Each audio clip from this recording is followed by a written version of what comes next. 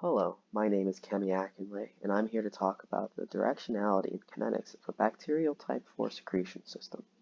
This research was done at Suffolk University in the Bergman lab. The secretion system we are interested in is involved in conjugation, which is the transfer of a conjugative DNA element from a donor cell to a recipient cell. This process is also referred to as mating.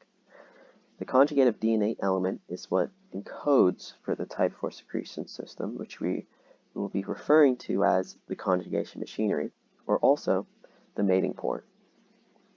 And once the conjugative DNA element is copied and shared with the recipient is then dubbed a transconjugate and is able to mate with other cells in the future.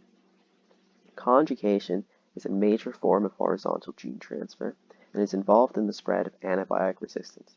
So understanding how DNA is shared can help us prevent the spread of antibiotic resistance in the future. Mobilization is similar to mating, but is the transfer of a non-conjugative plasmid using the conjugation machinery.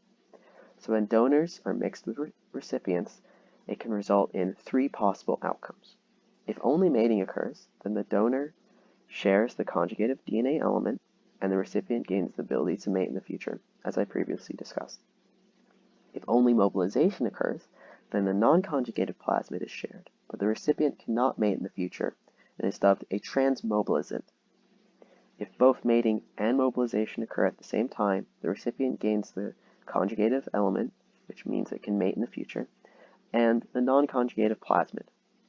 The recipient in this outcome is dubbed a transconjugate mobilizant.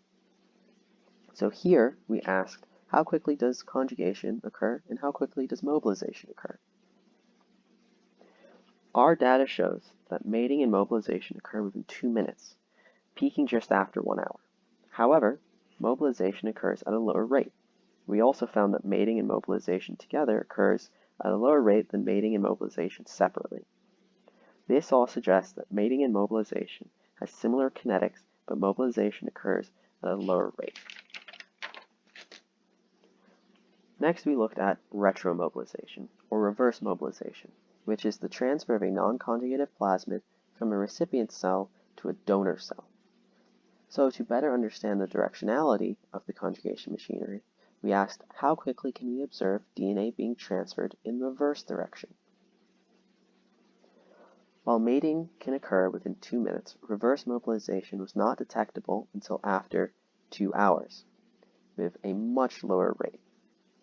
The results here are also consistent with other experiments performed by Gamuchu, which are not shown, but found that the mating pore was unidirectional, so it makes sense reverse mobilization is not detectable until after 2 hours because the recipient has to make a new mating pore to share its non-conjugative plasmid with the donor.